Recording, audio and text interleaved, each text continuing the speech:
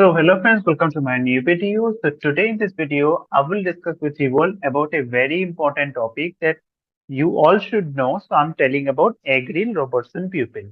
So I have discussed in my last video about the Eddy-Stonic pupil.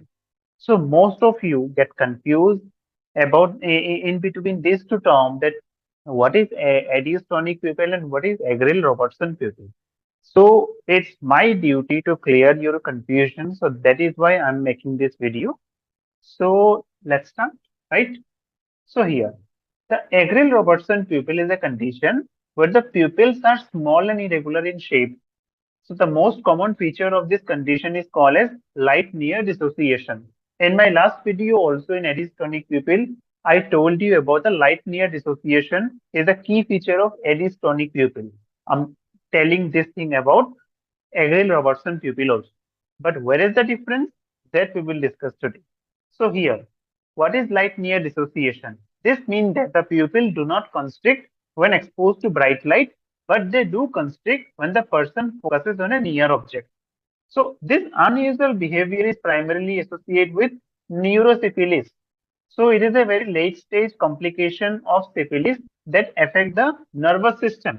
So however, it can also occur due to other neurological conditions like multiple sclerosis. So throughout this presentation, I will explain the causes, characteristics, and underlying mechanism of this Agril-Robertson pupil. So I will also tell you that how it is different from Eddy-Stonic pupil and other similar conditions. Okay, so let's go. So first of all, before going to deep into understanding about this Eddy-Stonic pupil, first of all, we should know what is the normal pupillary pathway. So in my last video on RAPT, what I told you about the pupillary pathway is that this is the direct response and this is the indirect response or consensual response. Afferent pathway and this return which the nerve pulse that is returned back from the brain to the eye, that is efferent pathway, right? So when you shine the light to the eye, then when the light reaches to the retina, then the with the help of these nerve fibers, the impulses actually go through the optic nerve and it reach to optic chiasma. After that, before reaching to lateral geniculate body, it cross the optic tract and reach to the midbrain where the pretectal nucleus present, right? And at the pretectal nucleus, after that, they reach to the Edinger wasteful nucleus. So here, after that, the parasympathetic fibers from the Edinger wasteful nucleus travel via the oculomotor nerve and then they reach to the ciliary ganglion and they do synapse here. After that, the postganglionic fibers innervate the sphincter pupil muscle and causing pupillary constriction. Okay, so that is the normal pupillary pathway. But uh, what happened in pupillary disruption? So here if there is any lesion present in the pupillary pathway in this area that is known as pretectal nucleus. So because of this lesion or any kind of nervous damage in this area, that can lead to pupillary pathway damage. So signals from the pretectal nucleus to the Edinger wasteful nucleus are then interrupted. Now, the preserved accommodation pathway. This is I am telling about the normal pupillary light reflex pathway. But here the Edinger wasteful nucleus and the pretectal nucleus, all these are quite not affected in accommodation pathway. So here the accommodation reflex involves the cortical input, which bypass the pretectal area. So the accommodation reflex involves a different pathway. When focusing on a near object, signal from the visual cortex and the other higher brain centers are sent directly to the Edinger wasteful nucleus, bypassing the pretectal nucleus. So this pathway remain intact and allowing the pupil to constrict during accommodation. So here, the oculomotor nerve, there is the third cranial nerve. Parasympathetic fibers still travel to the ciliary ganglion and short ciliary nerve, allowing accommodation response. So that is why in Agril-Robertson pupil, you will see that When you put a near object to the patient eye, the pupil will constrict. But if you show the light from the distance, the pupil will not constrict. Okay, so it is already in constricted manner. Okay, that I will tell you that why it is constricted manner. That you got the idea right now. So first of all, you should be able to know what is the normal pupillary pathway. Then only you can get an idea that what happening there. So in this Edinger wasteful nucleus, if damage happened to this protectal nucleus in the midbrain area, because of that, it lead to damage to the pupillary nerve pathway. And remember, in Edinger wasteful nucleus, both pupil are getting affected. But in Eddystonic pupil, usually or most common, the condition is only one eye is getting affected. Okay, but in Agril Robertson pupil, both pupil will get affected. But the accommodative response, here the protectal nucleus are not involved. The response is directly sent to the Edinger wasteful nucleus, and then after that it go to the ciliary ganglion, then sphincter muscle. So that is why accommodation response is preserved. Okay. So now let's discuss about the causes of this Agril Robertson pupil. First of all, we will discuss about the neurosyphilis. So here the specific tertiary syphilis. So this is an advanced stage of syphilis. So syphilis is a sexually transmitted disease. So when it is left untreated, so this thing can eventually affect the brain and spinal cord, causing a condition called neurosyphilis.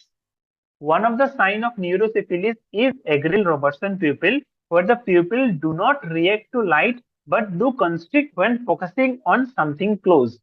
So this pupil abnormality is the key clue for the doctors or the eye specialists to diagnose the neurosyphilis. If I tell about the other conditions, diabetic neuropathy. So diabetes, especially when not well controlled, can damage nerves throughout the body, including those that control the pupil. So when the nerves that help the pupil react to light and adjust for near vision get damaged, it can sometimes look like Agril Robertson pupil, though it's less common. It's sometimes something to keep in mind, especially in patients with long-term diabetes. If I tell about the multiple sclerosis, so multiple sclerosis is a disease where the body's immune response mistakenly attack the protective covering of the nerve. So this damage can disrupt the signals between the brain and the eye that affect how the pupil responds. So sometimes this can mimic the pupil reactions seen in Agril Robertson pupil. And if I tell about the other neurological conditions, there are other disease and conditions that can affect the nervous system and the eye. For example, Lyme disease, certain brain infection, or even brain tumor can interfere with how the pupil works. So these conditions might cause symptoms that are resembled uh, like Agril Robertson pupil. So in simple terms, while Agril Robertson pupil are most famously linked to neurosyphilis, they can also appear in other situations where the nerve controlling the eyes are damaged. So this could be due to long-term diabetes or autoimmune disease like multiple sclerosis or other neurological conditions. So recognizing the signs help the eye specialist to point out the condition very well. Okay. Now, why the pupil here is constricted manner? So in the Eddystonic pupil, the pupil was in a dilated manner. But why it is constricted in this condition? So here you can see that even after the examiner putting the light to the patient eye is not constricted. As well as you can see that it is in normal shape, not in dilated also. So the Agril Robertson pupil is a unique eye condition where the pupil behaves in a distinctive manner due to specific nerve pathway disruption. So here I will give you more straightforward explanation of the question that why pupil is here in a constricted manner even after the protectile nucleus is damaged.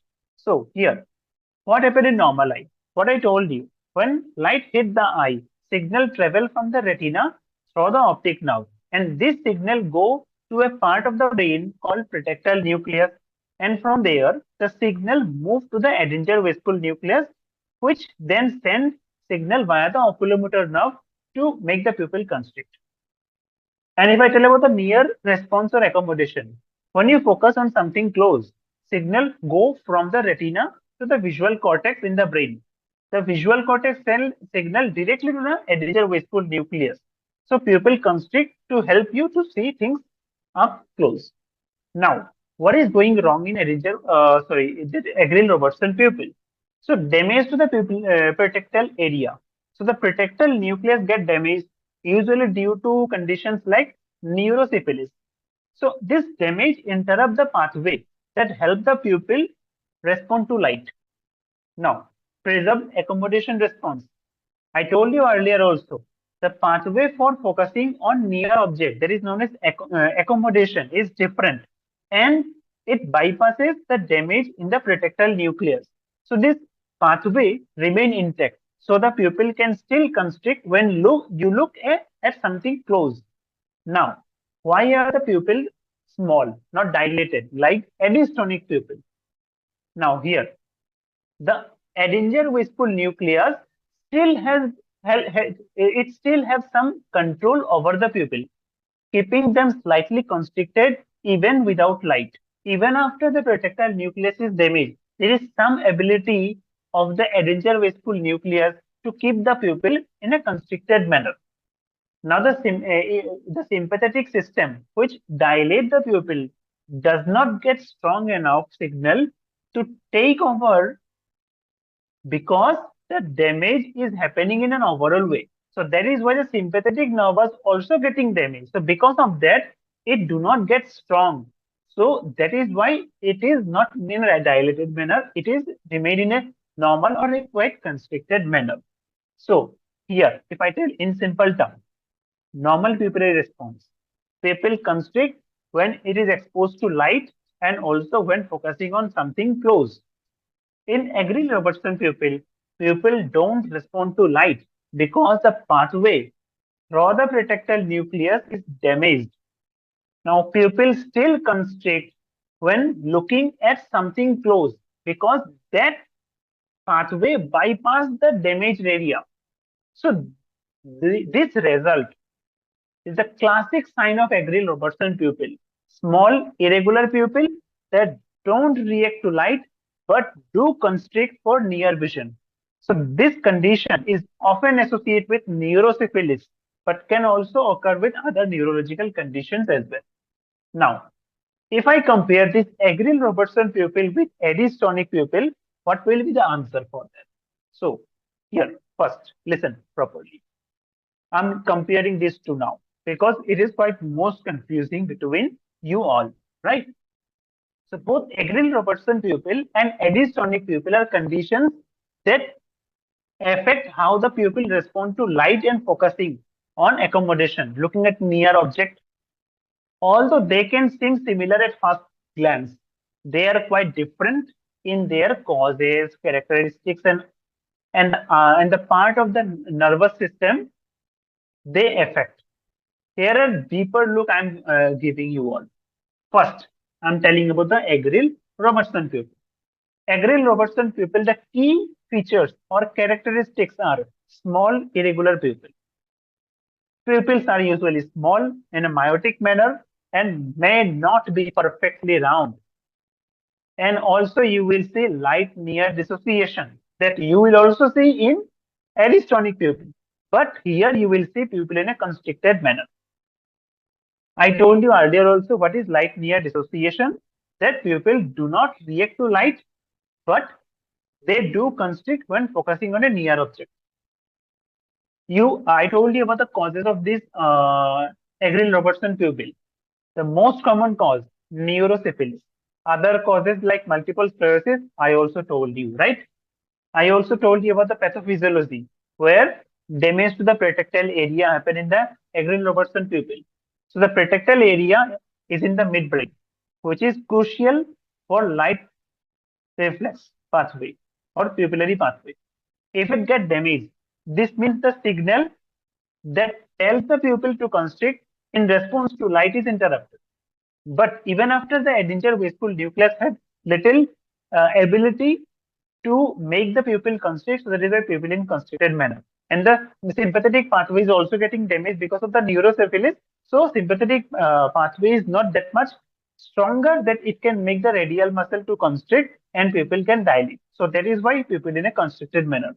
Another, like accommodation pathway, I told you earlier, the pathway that control the pupil constriction when focusing on near objects, it bypass the damaged petrictal area and remain intact. So therefore, the pupil can still constrict during accommodation. Now let's come to the edystonic pupil. So here the edystonic pupil, the key characteristics is large, usually one-sided affected pupil. In edystonic pupil typically affect one eye. Now, it is not usually affect both eyes, and pupil is usually larger or dilated. Now, another, like slow reaction to light. What I told you in my previous video, the pupil react very slow to light, if at all distances. Now, when it does react, constriction is often sluggish or tonic. That is why it is known as tonic pupil. Why? Because the constriction is a tonic, slow manner and slow accommodative response. The accommodative response is also slow, but it is usually more pronounced than the light response. Over time, the pupil may become smaller and the accommodation response may improve over time, but it takes time. Another, like if I tell about the causes, damage to the ciliary ganglion.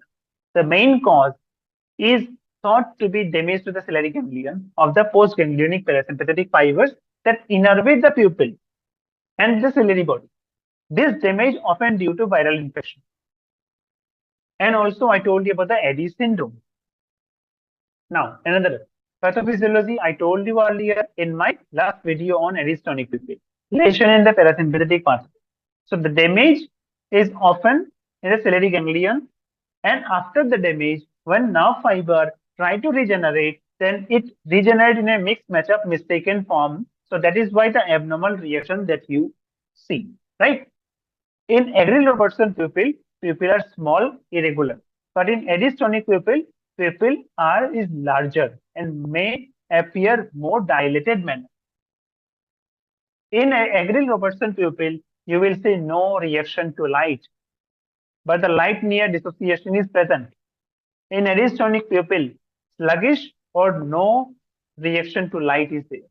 You will see a sluggish reaction in edystonic pupil, but in Agril-Robertson pupil, pupil will never constrict to light. But when you give the near target, pupil will constrict. Like here in this picture, you can see both pupil are constricted, but when you show the light to the patient eye, pupil is not constricted. Now, if you show this torchlight, same torchlight to this patient right eye, pupil will constrict sluggishly, but not fully constrict. Okay. Accommodation, normal reaction, accommodation present, and but in edystonic pupil, sluggish accommodation is there. So that is why the patient who is suffering for edystonic will complain that he have difficulty to focus, but Agril-Robertson pupil will not give you the complaint. Now another is like Agril-Robertson pupil normally see in neurosyphilis cases, where the edystonic pupil actually sees in damage to the ciliary ganglion area because of the viral infection like herpes or idiopathic causes. So, Agril-Robertson pupil affect both eyes. Edystonic pupil usually affect one eye. So, understanding the difference between this edystonic pupil and Agril-Robertson pupil is very much important for accurate diagnosis and treatment. So, this Agril-Robertson pupil is primarily associated with neurosyphilis and present with small non-reactive pupil that is still respond to accommodation. But edystonic pupil typically involve larger, sluggish reactive pupil due to damage to the ciliary ganglion, and often it show sluggish reaction. And also when you show a near object to the patient who is suffering by edystonic pupil, accommodation will also in a slow manner. So this both condition highlight complexity of the nerve pathway controlling the eye and understanding the importance through neurological or ophthalmological evaluation. So this is the main difference that I want to tell you that what is the difference between these two conditions. That's all, and this is the end of my presentation now. Thank you so much for your kind listening, and I hope this video helped you a lot in differentiating between Agril Robertson pupil and Eddy Stony pupil. Thank you so much for your kind listening.